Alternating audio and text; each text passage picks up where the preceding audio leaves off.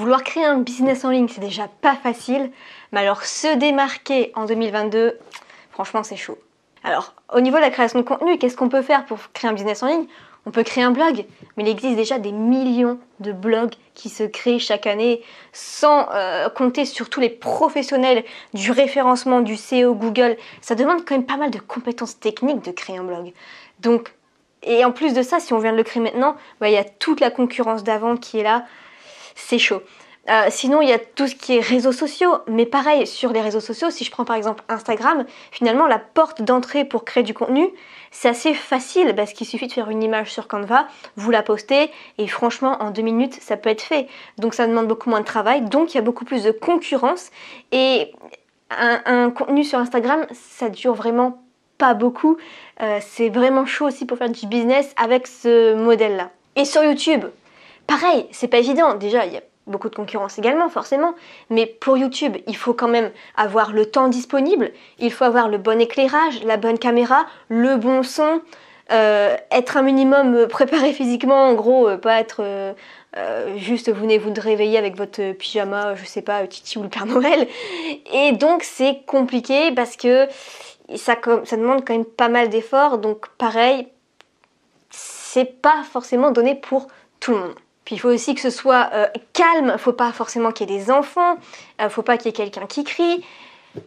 C'est pas évident non plus de créer du contenu sur YouTube. Mais il existe en 2022 un moyen de se faire remarquer, de se démarquer et sans trop de concurrence, c'est le podcast. Le podcast, il y en a de plus en plus qui en écoutent. Moi-même j'en écoute. Les gens vont écouter des podcasts souvent en conduisant, avant de dormir, en faisant la cuisine ou même en faisant le ménage. On peut écouter comme ça facilement 2 heures de podcast. Il n'y a pas les pubs qui viennent nous embêter comme à la radio. On apprend des choses. On peut faire autre chose en même temps. Bref, ce format, du coup, il est vraiment pas mal du tout. Que ce soit aussi bien au niveau du créateur qu'au niveau du consommateur. Et puis en plus, on peut vraiment être, je trouve, vraiment pleinement soi-même dans le podcast. Parce que on sent moins cette pression du regard des autres. On n'a pas à montrer son visage. On a notre voix qui est unique. Donc chacun a sa propre voix et rien que pour ça, c'est unique. On a sa propre vision pour amener le sujet et amener sa vision des choses sur le sujet. On a nos propres invités dans le podcast. Et tout ça, ça nous démarque et ça nous rend unique. Et le podcast, c'est excellent aussi pour créer du contenu sur le long terme, qui ne soit pas périmé comme sur les réseaux sociaux. Par exemple, un tweet. En moyenne, ça ne dure que 18 minutes et après, c'est effacé. Allez construire un business avec ça, c'est compliqué. Une publication moyenne sur Instagram, ça ne dure que 3 heures et 7 minutes. C'est pas possible. Donc, du coup, c'est compliqué. Alors que les podcasts, ça se rapproche plutôt de YouTube. C'est du contenu qui est intemporel. Les gens peuvent rechercher des mots-clés sur le podcast Spotify, iTunes, Apple Podcast, tout ça. Et ils peuvent tomber sur votre podcast. Donc tous les anciens podcasts peuvent être écoutés par tous ceux qui sont abonnés et qui veulent écouter les anciens podcasts. Moi, souvent, quand je découvre quelqu'un et que j'aime beaucoup son travail, eh bien, j'écoute tous ces autres podcasts.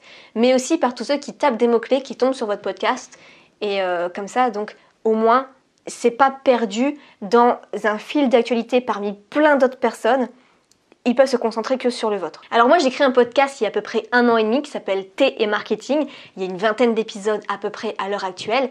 Et j'ai perdu beaucoup de temps pour me former sur comment on crée un podcast. Vraiment, il y avait très peu de contenu de qualité pour créer un podcast. Je me suis même dit, j'ai tellement galéré à passer du temps sur savoir comment faire, qu'une fois que je me suis formée, j'ai même créé une mini vidéo de 5 minutes sur ma chaîne YouTube et qui a aidé déjà à peu près 10 000 personnes parce que ça les a beaucoup aidés.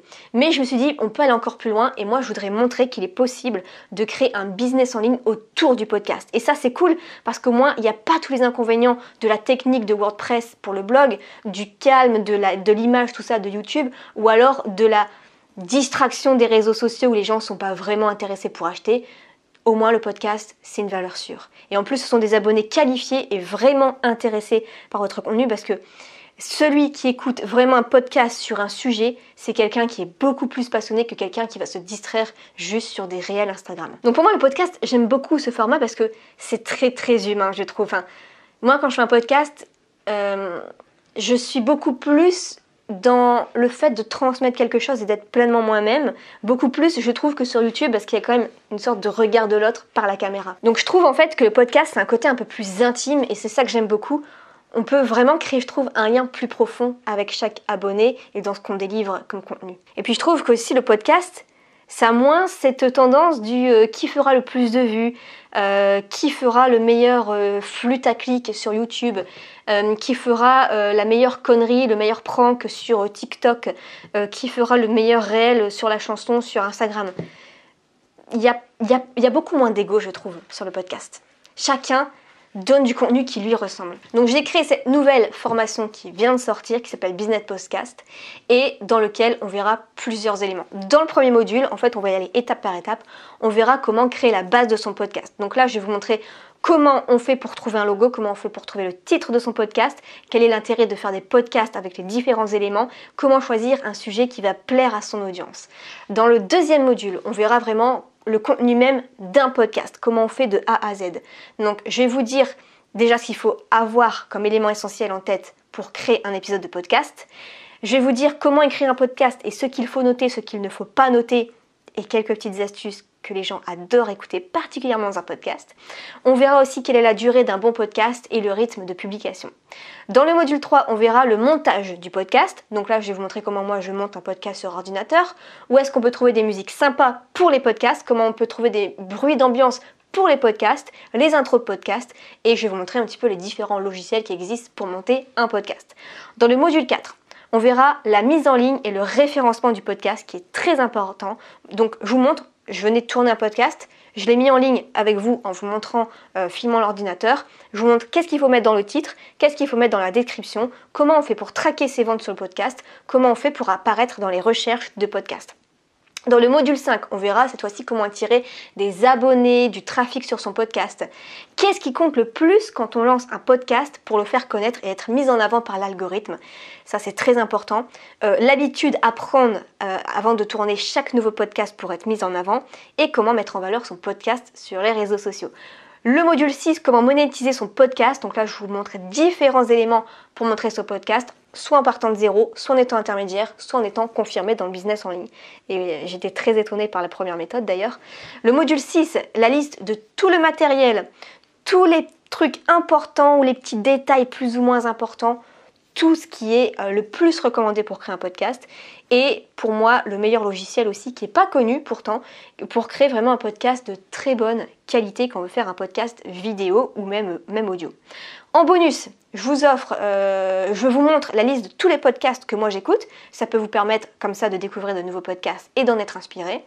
6 idées de podcasts inconnus que j'ai en tête depuis des années qui feraient un carton. C'est juste par manque de temps, mais sinon je le ferai, j'adore ça et je pense qu'il y a un énorme potentiel. Et comment faire des ondulations pour les vidéos YouTube et promouvoir nativement son podcast sur les réseaux sociaux. Vous savez, sur YouTube, parfois, on met juste la voix, mais il y a une petite ondulation à chaque fois qu'on parle, il y a cette petite vague. Donc je vous montre comment faire. Donc voilà pour cette formation sur le podcast. Donc je ne suis pas la meilleure, je ne suis pas numéro 1 en podcast, mais je sais l'essentiel, je sais comment faire, je sais un minimum les petites astuces, etc. Et tout ça, je vous le partage dans cette formation. Elle est en prix de lancement jusqu'à mardi prochain au soir.